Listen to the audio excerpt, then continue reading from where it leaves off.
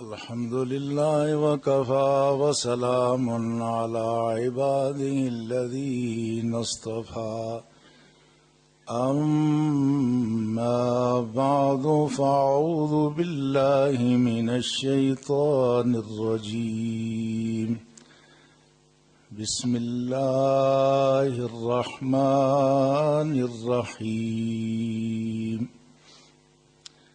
إن الله يأمر بالعدل والإحسان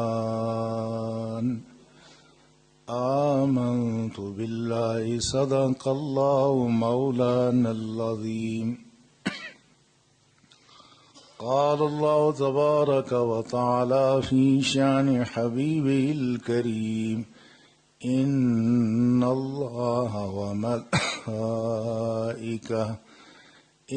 الله وملائكته يصلون على النبي يا أيها الذين آمنوا صلوا عليه وسلموا تسليما اللهم صل على سيدنا ومولانا محمد وعلى آله وأصحابه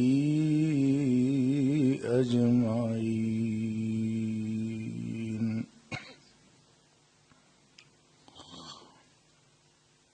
نہایتی تعظیم و تکریم کے لائق برادران ملت،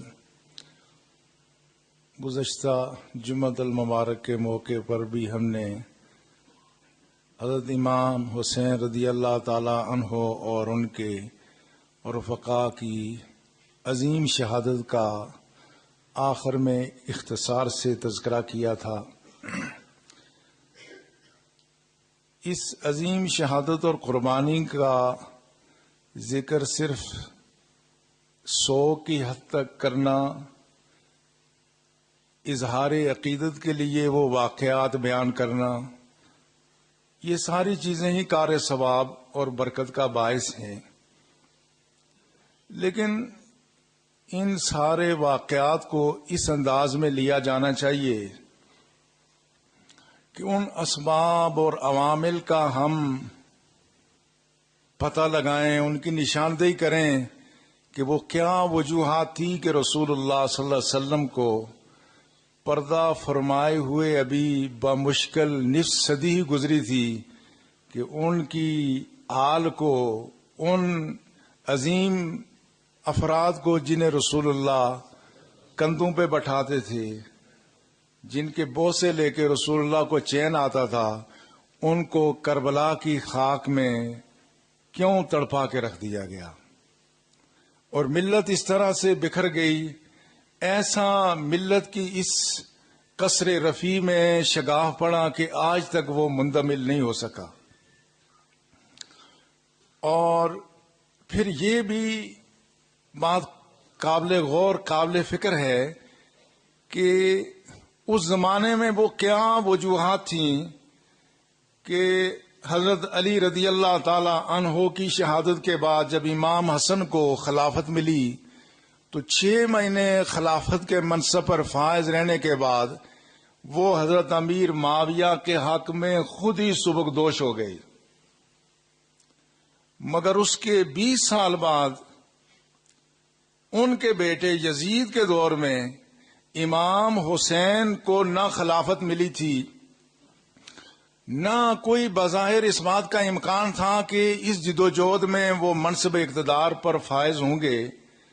جان کو انہوں نے ہتھیلی پہ رکھا اور کم و بیش 72 افراد نے کربلا میں شہادت کا جام نوش کیا.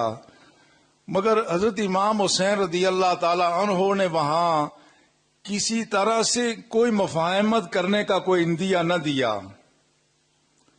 آخر ایک بھائی نے اگر سن 40 ہجری میں مفاہمت کر لی تھی تو دوسرے بھائی نے سن 60 ہجری 61 میں مفاہمت کیوں نہ کی؟ اتنی بڑی قربانی کیوں دی؟ اور پھر یہ بھی پیش نظر رہنا چاہیے کہ یہ کوئی نظام کے خاتمے کا مرحلہ تو نہیں تھا.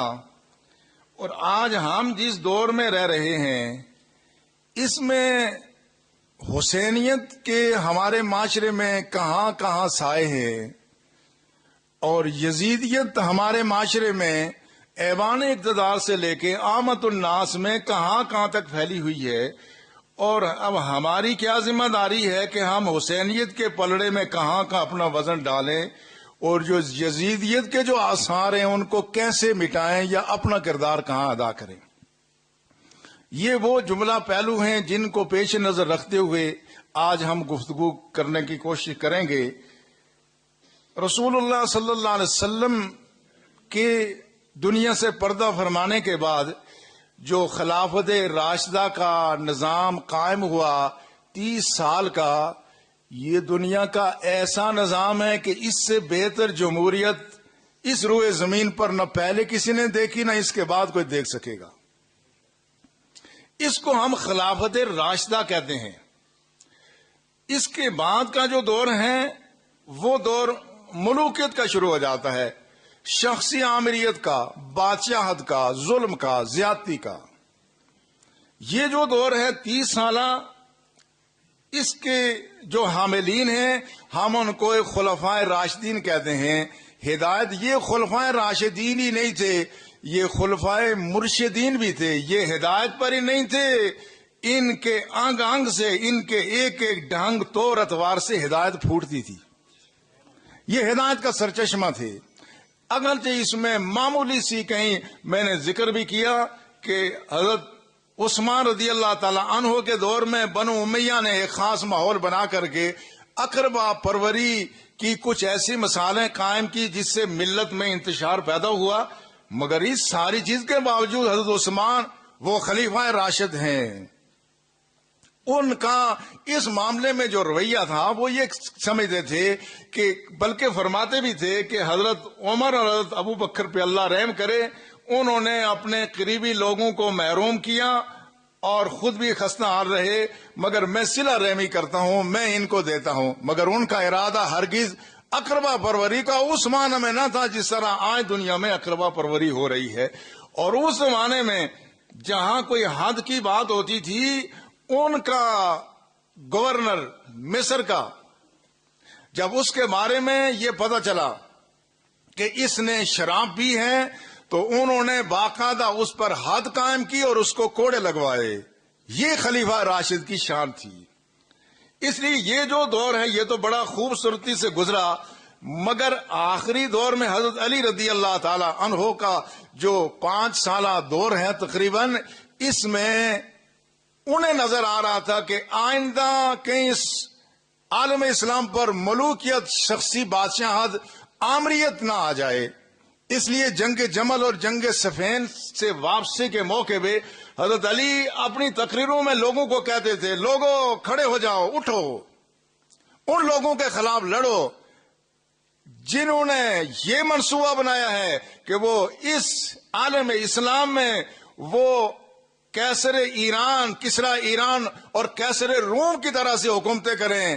ان لوگوں کے خلاف لڑو، اگر تم نہیں لڑو گے تو اس ملک میں، اس ریاست میں یہ شخصی حکومت قائم ہو جائے گی اور یہ لوگ تمہیں غلام بنا کر کے چھوڑیں گے۔ حضرت علی کو محسوس ہو رہا تھا کہ اس کے بعد حالات تبدیل ہونے والے ہیں، اور اگر ہم نے اس کے لیے کوئی تدارک نہ کیا تو وہ رحمت جو روئے زمین پر ہزاروں سال کی تاریک رات کے بعد روشنی کی صورت میں ظاہر ہوئی تھی، پھر انسانیت ایک تاریکی میں چلی جائے گی۔ حضرت علی رضی اللہ تعالی عنہ نے حتی الامکان کوشش کی اور اسی کوشش میں اپنی جان آفرین کے سپرد کی، جام شہادت نوش کیا کوفے کی مسجد میں، مگر انہوں نے اس روایت کو قائم رکھا جو رسول اللہ دے کر کے گئے تھے۔ اس کے بعد جو حالات تبدیل ہوئے تو سب سے بنیادی تبدیلی خلافت میں، ملوکیت میں اور شخصی بادشاہت میں اور اقتدار میں فرق یہ ہے کہ خلیفہ وہ روئے زمین پہ اپنے آپ کو اللہ کا نائب سمجھتا ہے۔ وہ اقتدار کی مسند پر اس لیے نہیں بیٹھتا کہ ملک کے وسائل کو لوٹے، اپنے قریبی لوگوں کو نوکریاں دلائے، ان کو اعلیٰ عہدے دلائے، اپنا بینک بیلنس بڑھائے، اپنی دولت اور ثروت میں اضافہ کرے، یہ خلیفہ کا یہ منصب نہیں ہے، یہ دنیا دار حکمرانوں کا طرز عمل ہے۔ جو خلافت کا تصور تھا وہ یہ تھا کہ خلیفہ روئے زمین پہ اللہ کا نائب ہے اور وہ خدا کے سامنے جواب دہ ہیں۔ اس لیے خلفائے راشدین جو چاروں تھے، ان میں سے کسی ایک نے بھی کبھی خلافت کی خواہش کا اظہار نہیں کیا۔ اس لیے نہیں کیا کہ رسول اللہ صلی اللہ علیہ وسلم نے خلافت اور اقتدار کے معاملے میں جو صحابہ کی تربیت کی تھی، جو ذہن دیا تھا، اس میں یہ خلافت کی ذمہ داری قبول کرنا، کوئی انتظامی عہدہ قبول کرنا، وہ وزارت ہو یا مشاورت ہو، وہ کوئی انتظامی عہدہ ہو یا ملک کا اعلیٰ ترین عہدہ ہو، یہ ساری ذمہ داری ہے۔ یہ پھولوں کی سیج نہیں ہے، یہ کانٹوں کا بستر ہے۔ یہ آج تو ہمارے ہاں اس کو پھولوں کی سیج سمجھا جاتا ہے، یہ پھولوں کا ہار نہیں ہے، یہ کانٹوں کی مالا ہے۔ اس لیے رسول اللہ صلی اللہ علیہ وسلم نے جو صحابہ کی تربیت کی تھی، رسول اللہ نے واضح کر دیا تھا کہ یہ امارت کوئی معمولی بات نہیں ہے، یہ بہت بڑی ذمہ داری ہے۔ اس لیے حدیث میں آتا ہے، رسول اللہ صلی اللہ علیہ وسلم نے فرمایا، انہا امانہ وَإِنَّهُ خِزْيٌ وَنَدَامَةٌ یوم القیامہ۔ صحابہ سے کہا، صحابہ یاد رکھنا، یہ اقتدار، یہ امانت ہے، اور یہ بروز حشر یہ رسوائی اور ندامت کا باعث ہو سکتی ہے۔ اس لیے اس کو لینے سے پہلے سوچ کے لینا اور کبھی اس کی خواہش نہ کرنا۔ اس لیے رسول اللہ صلی اللہ علیہ وسلم نے فرمایا، مَن یکن امیرا فَإِنَّهُ مِنْ أَطْوَلِ النَّاسِ حِسَابًا یوم القیامہ وَأَغْلَظُهُمْ عَذَابًا۔ کہا جو شخص امیر بن جائے، قیامت میں اس کا سب سے لمبا حساب ہوگا اور اس کو سب سے زیادہ عذاب اس کو ہوگا، اس لیے کہ اس کی ذمہ داری بہت زیادہ ہے۔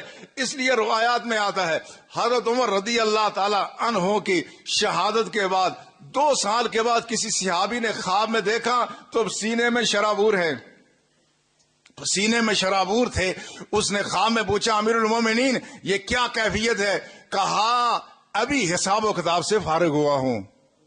2 سال لگ گئے امیر المومنین حضرت عمر کو، وہ عمر کہ جس کا عدل دنیا میں مشہور ہے، اور جو زمین میں جب زلزلہ ایک دفعہ برپا ہوا، عمر نے پورے اعتماد کے ساتھ زمین پر درہ مارا، کہا تجھے پتا نہیں ہے تو ہل رہی ہے تیرے اوپر عمر عادل موجود ہے، تجھے پتا نہیں میں اس کے اوپر چل رہا ہوں، تم میرے ہوتے تو ہلتی ہے۔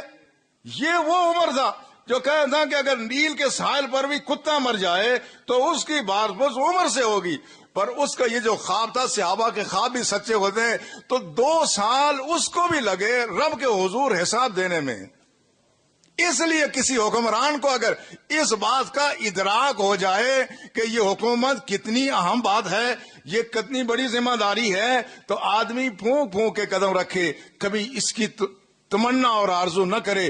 اور رسول اللہ صلی اللہ علیہ وسلم نے فرمایا، کلکم رائن وکلکم مسئول عن رعیتہ والامام مسئول عن رعیتہ من الناس۔ کہا تم میں سے ہر شخص کی کوئی نہ کوئی ذمہ داری ہے، ہر شخص کو اس کی ذمہ داری کے بارے میں پوچھا جائے گا۔ اور پھر رسول اللہ صلی اللہ علیہ وسلم نے فرمایا، جو امام ہے، امام اس دور میں آپ کہیں کوئی جو کسی ملک کا صدر ہے، وزیر اعظم ہے، بادشاہ کسی معنی میں ہے، کہا جو امام ہوتا ہے اس کو سارے لوگوں کے بارے میں باز پرس ہوگی، مجھ سے باز پرس ہوگی تو میرے گھر کے بارے میں ہوگی، اب ہوگی تو کالج کے بارے میں ہوگی، زیادہ سے زیادہ ہر آدمی اپنے اپنے ماحول میں ہے۔ لہذا جو افسران ہیں، افسران کو بھی محسوس کرنا چاہیے کہ یہ انتظامی ذمہ داری لینا یہ کوئی معمولی بات نہیں ہے۔ جو ذمہ داریاں ہیں وہ ذمہ داریاں ادا کی جائیں، اور اگر ادا نہیں کی جائیں گی تو خدا کے ہاں باز برس ہوگی۔ لہذا امامت بالخصوص، اقتدار اعلیٰ، اس کے لیے کبھی پھر کسی کو خواہش نہیں کرنی چاہیے۔ بنیادی بات ہے، رسول اللہ نے تعلیم یہ دی۔ حضرت عبد الرحمن سے رسول اللہ نے فرمایا، یا عبد الرحمن لا تسل الامارہ، کبھی امارت کی خواہش نہ کرنا، سوال نہ کرنا، نہ لوگوں سے سوال کرنا، نہ خدا سے کبھی اقتدار مانگنا۔ فرمایا اگر تمہیں بغیر مانگے یہ دی جائے گی تو وَإِنْ عَلَيْهَا، تو خدا کی ذات تیری مدد بھی کرے گی، بغیر مانگے اگر اقتدار ملے گا تو خدا تمہاری مدد کرے گا. اور وہ ان اوتیتہا عن مسئلۃ وکلت الیہا، تو رسول اللہ فرمایا اگر مانگو گے، خدا سے مانگو گے یا بندوں کے سامنے سوال کر کے امامت لوگے تو تمہارے سر پہ مار دی جائے گی، تمہارے ذمہ لگ جائے گی، اور تمہارے ذمہ لگے گی تو پھر اس کے ذمہ دار تم ہوگے. لہذا اقتدار کی خواہش اور طلب اگر آدمی سمجھے تو کوئی آدمی اقتدار کی خواہش اور طلب نہیں کر سکتا. ہاں، بغیر طلب کے، بغیر خواہش کے، ضرورت کے مطابق اگر کسی پر یہ آخر کسی نے یہ ذمہ داری تو اٹھانی ہے، تو اگر بغیر خواہش اور طلب کے اگر کسی کو یہ ذمہ داری مل جائے تو پھر اس کا مقام و مرتبہ بھی بڑا ہے. بغیر طلب کے، بغیر خواہش کے، اور ساتھ ہی ساتھ یہ بھی کہ آدمی خیانت نہ کرے. رسول اللہ صلی اللہ علیہ وسلم فرمایا جس شخص کو خدا امارت دے دے، اقتدار دے دے، فهو غاش، اور وہ اس میں بدیانتی کرے. آج کے دور میں غاش کا معنی کرپشن ہے. غاش کا بالکل صحیح معنی جو ہے وہ آج کے دور میں کرپشن ہے. اور اگر اس نے اس میں کر دی کرپشن، کسی طرح سے کی، کوئی کرپشن کی، اپنے اختیارات کا غلط استعمال کیا، کسی طرح سے کوتاہی کی، تو فرمایا لم یرح رائحۃ الجنہ، فرمایا وہ جنت کی تو خوشبو بھی نہیں سونگھ سکے گا. جس نے بدیانتی کر دی اور اپنا وہ حق نہیں پہچانا. اور رسول اللہ صلی اللہ علیہ وسلم نے دوسری حدیث میں تو خاص فرمایا کہ جس کی جو ذمہ داری ہے وہ ذمہ داری اگر اس نے ادا نہیں کی وہ جنت کی خوشبو بھی نہیں سونگھ سکے گا.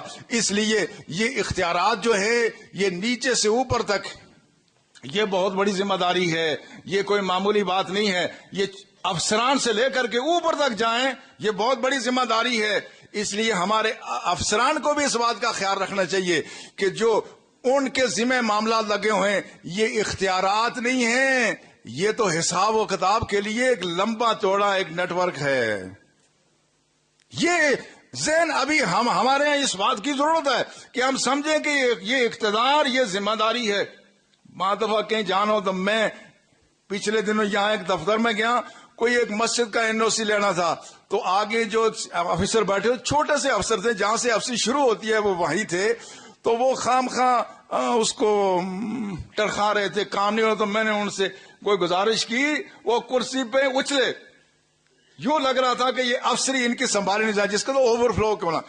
ابھی چھوٹے سے افسر میں سوچ رہا تھا انہوں نے کہا ہمارا کام نوٹس لکھنا نہیں ہے، یہ تو ناظر کلرک تھا، ہمارا کام دستخط کرنا. میں نے کہا یہ چھوٹا سا افسر، ابھی تو اس کی افسری شروع ہوئی ہے، یہ ابھی دستخط سے آگے نہیں جاتا، یہ آگے گیا تو یہ اس ملک کے لیے عذاب ہے، ہمارے لیے بھی عذاب، اپنے لیے بھی ہے. یعنی صرف اب ایک چھوٹا سا افسر گریڈ 16-17 کا بھی یہ سمجھتا ہے کہ میرا ماتحت نوٹ لکھے گا، میرا کام صرف اس کے اوپر دستخط کرنا ہے، تو اس ملک کا کیا بنے گا. اس بات کو اپنے ذہن میں رکھنے کی ضرورت ہے کہ اگر ہم یہ محسوس کریں یہ اقتدار خدا نے دیا تو کوئی آدمی پوری اپنی بساط کے مطابق دیانتداری کے ساتھ، اخلاص کے ساتھ، وہ دیانتداری صرف دفتروں میں بیٹھنا نہیں ہے. دفتر والے احباب بعد مجھ سے ناراض بھی ہو جاتے ہیں، بعد دفعہ لوگ بتا دیں جی یہ فلاں دفتر میں گئے تو وہ کہہ رہے تھے انہوں نے یہ بات کر دی. میں نے کہا میں کسی دفتر کی بات تو نہیں کرتا، میں تو عمومی رویے کی بات کرتا ہوں. اور اگر آپ دیکھیں میرے یہاں پروفیسر موجود ہیں، میں کہتا ہوں میں نے اسٹاف سے کہا تم دیکھو میری وجہ سے اس ادارے کو نقصان پہنچ رہا ہے، مجھے فوراً بتا دینا، میں اس کی اصلاح کر لوں، کیونکہ کل خدا کے ہاں جواب دینا ہے. آج آپ اگر مجھے بتائیں گے تو یہ تو مہربانی کی بات ہے، اس میں ناراضگی کی بات نہیں ہے. یہ جس کو ہم کہتے ہیں نا تنقید، یہ عربی کا لفظ تنقید بڑے اچھے معنی میں ہے، ہم تو اس کو بہت منفی معنی میں. تنقید کہتے ہیں کھرے کو کھوٹے سے الگ کرنا، نقد کرنا، اچھائی کو برائی سے الگ کر دینا. رسول اللہ نے فرمایا المومن مرآۃ المومن، مومن تو مومن کا آئینہ ہوتا ہے، یعنی اس کی غلطیوں کا اس کو احساس دلاتا ہے محبت سے، پیار سے. تو میں بھی ایسا کرتا ہوں، تو مجھ سے کسی کو ناراض نہیں ہونا چاہیے، میں کسی کو نہیں بناتا حذف تنقید. نہ مجھے یہ غلط فہمی ہے کہ میں بہت پاک صاف ہوں، خدا شاہد ہے جس کے قبضہ قدرت میری جان ہے، مجھے اس بات کا یقین ہے کہ اگر باریک حساب شروع ہو گیا تو میں سب سے پہلے جہنم کا ایندھن بنوں گا. ہاں اگر آسان حساب ہو گیا تو ہم اس کی رحمت کی امید پہ جی رہے ہیں، امید ہے کہ وہ ہمارے ساتھ کرم کا معاملہ فرمائے گا. غلط فہمی کا شکار نہیں ہونا چاہیے کسی کو، مگر ہر شخص کو اپنی ذمہ داری کا احساس ہونا چاہیے کہ ہمیں جو ذمہ داریاں ملی ہیں اپنے مساعد کے مطابق ہم اگر ایسا کرے، اگر ایسا وہ بڑے سے بڑا امام کرے یا چھوٹے سے چھوٹا اہلکار کرے، جو شخص بھی اپنی مساعد کے مطابق جس کو خدا نے اختیار دیا ہے وہ کرے گا، اس پر اللہ کی رحمت کی بدلیاں بھی برسیں گی. یہ انصاف ہے. جہاں حساب لمبا ہے وہاں اجر و ثواب بھی بہت زیادہ ہے. اس لیے رسول اللہ صلی اللہ علیہ وسلم فرمایا سبعۃ یظلھم اللہ فی ظلہ یوم لا ظل الا ظلہ. فرمایا 7 اشخاص ایسے کہ قیامت کے دن خدا کے علاوہ سایہ کسی کا نہیں ہوگا، ان 7 کو خدا اپنے سائے میں رکھے گا. فرمایا الامام العادل، انصاف کرنے والا امام وہ بھی خدا کے سائے میں ہوگا. فرمایا ان المقسطین عند اللہ علی منابر نور عن یمین اللہ. رسول اللہ فرمایا جو انصاف کرنے والے لوگ ہیں وہ قیامت کے دن نور کے میناروں اور ممبروں پر ہوں گے اور وہ خدا کے دائیں طرف ہوں گے. پھر رسول اللہ فرمایا خدا کا بایاں ہے ہی نہیں، ہر طرف خدا کا دایاں ہی ہوتا ہے. مقام مرتبہ بھی بہت بلند ہے. انصاف کوئی کرے تو مقام مرتبہ بلند ہے. وہ اوپر سے نیچے تک ایک عام اہلکار بھی، افسر بھی، اگر وہ کسی کے ساتھ نیکی کرے، احسان کرے. احسان کیا ہوتا ہے؟ احسان ہوتا ہے کسی کے استحقاق سے زیادہ کر دینا. آج کل ہمارے ہاں بڑا ایک تصور ہی تبدیل ہو گیا ہے. میں اگر اپنے کالج میں پورا ٹائم دیتا ہوں یہ احسان نہیں ہے، یہ ڈیوٹی ہے. میں اگر اس وقت میں کام کرتا ہوں یہ کوئی احسان نہیں، اس کا تو میں معاوضہ لے رہا ہوں. احسان یہ ہے کہ میں اس سے اضافی وقت بھی دے دوں، یہ ہوگا احسان. لہذا ہماری جو ذمہ داریاں ہیں وہ ذمہ داریاں ہم پوری کر رہے ہیں، یہ احسان نہیں ہے. یہ تو اپنے اس منصب سے عہدہ برا ہونا ہے، اپنی ذمہ داریاں ادا کر. احسان اس سے زیادہ ہوتا ہے. احسان نہ بھی کریں، کم از کم اپنا کام کر لیں. جو ایسا کرے گا اور اس نیت سے کرے گا کہ میں جس سیٹ پر بیٹھا ہوں، جس کرسی پر بیٹھا ہوں، میں لوگوں کے ساتھ آسانی کروں، تو رسول اللہ صلی اللہ علیہ وسلم فرمایا من یسر عن موسر یسر اللہ لہ فی الدنیا والآخرہ. کہا تم میں سے جو بھی کسی کے لیے آسانی پیدا کرے گا خدا دنیا میں بھی اس کے لیے آسانی پیدا کرے گا، آخرت میں بھی آسانی پیدا کرے.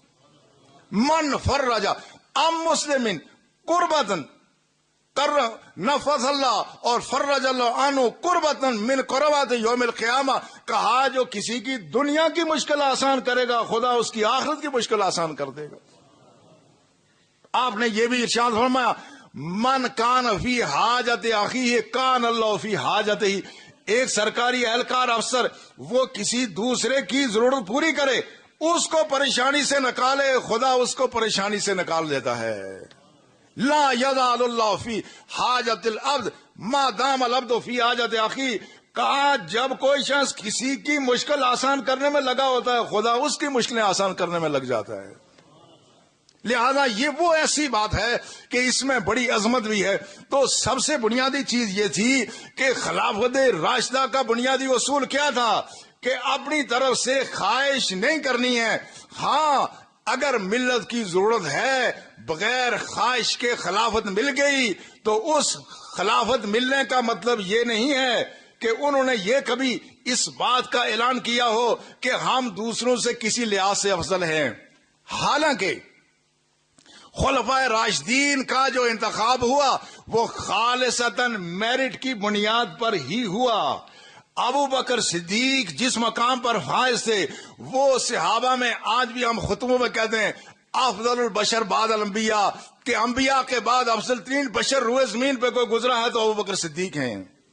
اس لیے رسول اللہ نے ان کو جو 17 دن مصلی امامت پر کھڑا کیا تھا یہ اس بات کا اندیا تھا، اس بات کا اشارہ تھا کہ رسول اللہ صلی اللہ علیہ وسلم نے چونکہ اصول بتایا تھا کہ امامت کے لیے ضروری ہے کہ عالم کتاب اللہ اقرأہم اسنہم، جو رسول اللہ نے اس کا معیار بیان کیا کہ امامت میں سب سے زیادہ کون مستحق ہے، اچھا قاری، اچھا عالم، متقی، پرہیزگار، عمر میں زیادہ، خوبصورت لباس پہننے والا، یہ جو معیار رسول اللہ صلی اللہ علیہ وسلم اور بعد میں اس سے جو استنباط کر کے معیار بیان کیا گیا ہے، ابو بکر صدیق رضی اللہ تعالیٰ عنہ سب سے زیادہ خلافت کے مستحق تھے، 100% میرٹ پہ آئے تھے، مگر انہوں نے جو پہلا خطبہ دیا ان کی عاجزی پر، ان کی انکساری پہ قربان ہو جائیں، کہا میں نے کبھی اس خلافت کی خواہش نہ کی تھی، مگر یہ خلافت میرے ذمہ لگا دی گئی ہے،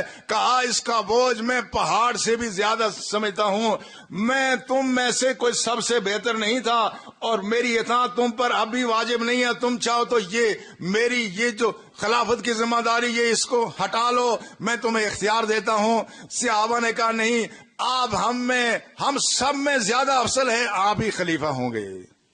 آج ایک مسئلہ اس ملک کا یہ بھی ہے، جس کو کسی طرح سے اقتدار مل جائے، کسی بہانے سے مل جائے، وہ یہ سمجھتا ہے کہ دیانتداری بھی اور سب سے زیادہ علم بھی میرے پاس آ گیا ہے۔ کسی ذریعے سے دیکھیں، عہدوں سے اور پوسٹوں سے عقل نہیں ملتی، عہدوں سے آدمی عالم نہیں ہو جاتا، فاضل نہیں ہو جاتا، اس کے لیے خون جگر جلا کے اور راستہ ہے۔ مگر اب مسئلہ یہ ہے کہ جو کسی بڑے عہدے پر جس کا جتنا بڑا اختیار ہے، وہ یہ سمجھتا ہے کہ میری عقل بھی اتنی زیادہ ہے، میرا علم بھی اتنا زیادہ ہے، وہ کسی کو خاطر میں نہیں لاتا۔ مگر خلفائے راشدین کا اصول یہ تھا، وہ کہتے ہیں نہیں، ہم تم میں سے بہتر نہیں ہیں، ہمیں یہ ذمہ داری ملی ہے، تم چاہو کسی اور کو ذمہ داری دے دو۔ اور پھر حضرت ابوبکر صدیق نے پہلے خطبے میں یہ کہا، فرمایا کہ تم میں سے وہ شخص جس کا میرے ذمہ یا کسی کے ذمہ حق ہے، وہ سب سے زیادہ طاقتور ہے جب تک کہ میں اس کا حق نہ دلا دوں، اور جس کے ذمہ کسی کا حق ہے وہ سب سے زیادہ کمزور ہے جب تک کہ میں اس کا حق واپس دوسرے کو نہ دلا دوں۔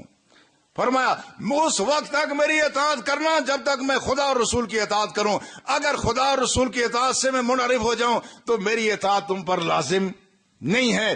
یہ وہ بنیاد تھی جس پر خلفائے راشدین منتخب ہوئے۔ حضرت عمر کو بھی حضرت ابوبکر صدیق نے نامزد کیا، اور اس کے بعد آپ نے اپنے حجرے سے خطاب کیا، صحابہ کو جمع کر کے کہا کہ صحابہ، میں نے اپنی مساعد کے مطابق بہت کوشش کی، بہت سوچ بچار کی، اور میں نے اس ملت کا بہترین فرد نامزد کیا ہے، وہ عمر فاروق ہے، تمہارے ذمہ اس کی اطاعت لازم ہے، جو میرے سے ہو سکتا میں نے ایسے کیا۔ حضرت عمر رضی اللہ تعالی عنہ کی پھر عمومی بیعت ہوئی۔ یہی بات بعد میں بھی حضرت عمر جب زخمی ہوئے تو انہوں نے 6 افراد کی ایک کمیٹی بنائی، اور اس میں اپنے بیٹے کو بھی شامل کیا، اور قید یہ لگائی کہ میرا بیٹا خلافت کا امیدوار نہیں ہو سکتا، رائے دے سکتا ہے، تاکہ بادشاہت قائم نہ ہو جائے، ملوکیت قائم نہ ہو جائے، آمر لوگ مسلط نہ ہو جائیں ملت کے سروں پر، بلکہ اہلیت کی بنیاد پر لوگ اقتدار میں آئیں۔ حضرت عبد الرحمن بن عوف نے باقاعدہ لوگوں سے رائے لی، زیادہ رائے حضرت عثمان کے حق میں بن رہی تھی، ان کو خلیفہ بنا دیا گیا، ان کی باقاعدہ بیعت ہوئی۔ جب حضرت عثمان شہید ہوئے، حضرت علی سے کہا گیا کہ آپ خلافت کا اعلان کریں، انہوں نے کہا نہیں، میں ایسا نہیں کر سکتا، یہ چپکے سے خلافت نہیں ہوگی، مسجد میں چلتے ہیں، بدری صحابہ موجود ہیں، سابقون الاولون موجود ہیں، وہ جس کو خلیفہ بنائیں گے وہی خلیفہ بنے گا۔ پہلے لوگوں کی رائے 5 سال پہلے لی جا چکی تھی، آج بھی حضرت علی کے مقابلے کا کوئی دوسرا فرد نہ تھا، ان کو خلیفہ بنایا گیا۔ لہذا یہ جتنے بھی لوگ خلیفہ بنائے گئے، حضرت علی جب شہادت سے پہلے جب شدید زخمی ہو گئے، لوگوں نے پوچھا حضرت حسن کو ہم خلیفہ بنا دیں، انہوں نے کہا نہ میں کہتا ہوں اس کو خلیفہ بناؤ، نہ تمہیں منع کرتا ہوں، یہ فیصلہ تم نے کرنا ہے۔ تو سب سے بڑی خوبی جو خلافت کے نظام کی تھی وہ یہ تھی کہ اس میں مسلمانوں کے مشورے سے خلیفہ منتخب ہوتا تھا۔ رسول اللہ نے فرمایا تھا لا خلافت الا عن مشورہ، مشورے کے بغیر، لوگوں کی رائے کے بغیر کوئی خلیفہ بن نہیں سکتا۔ بلکہ حضرت عمر نے کہا کہ اگر میں مشورے کے بغیر کسی کو خلیفہ بناتا تو میں عبداللہ ابن مسعود کو بنا لیتا، لیکن مشورے کے بغیر خلیفہ کوئی نہیں بن سکتا۔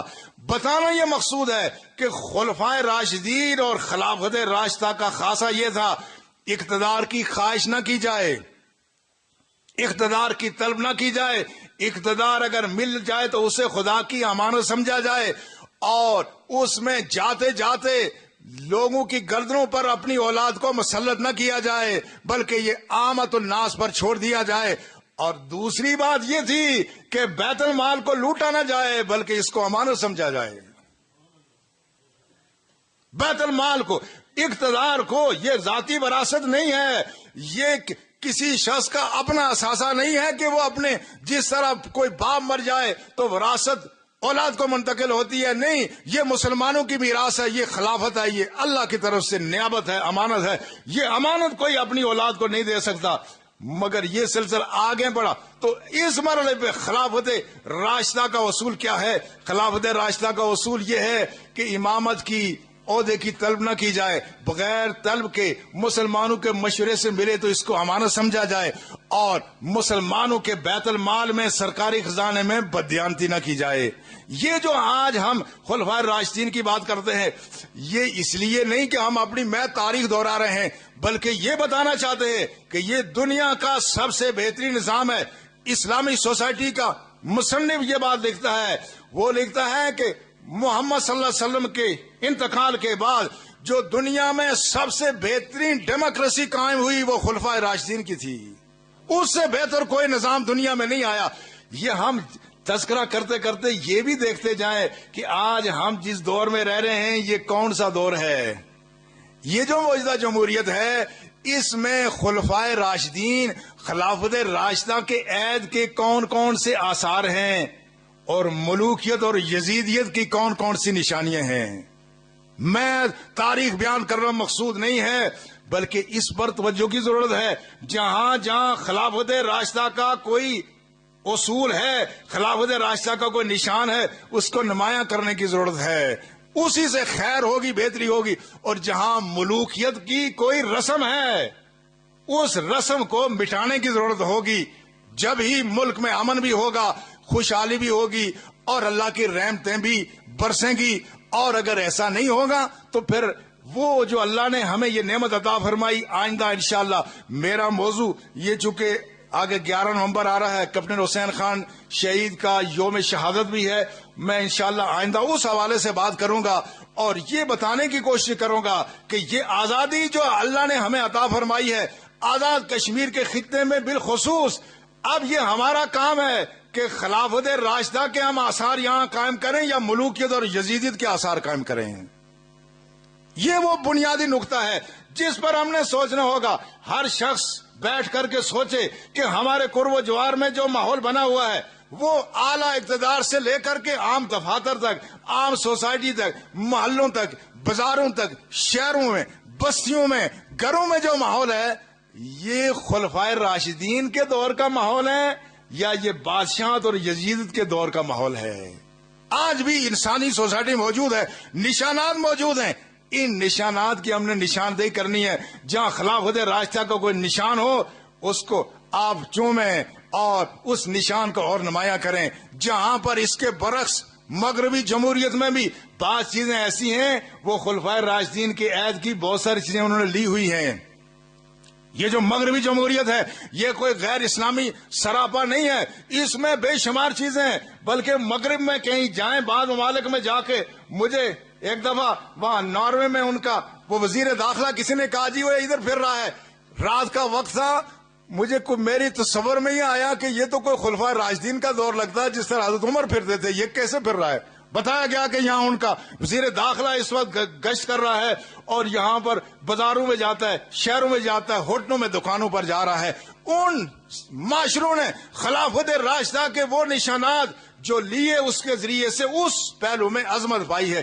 اللہ ہمیں بھی توفیق عطا فرمائے۔ وما علینا الا البلاغ۔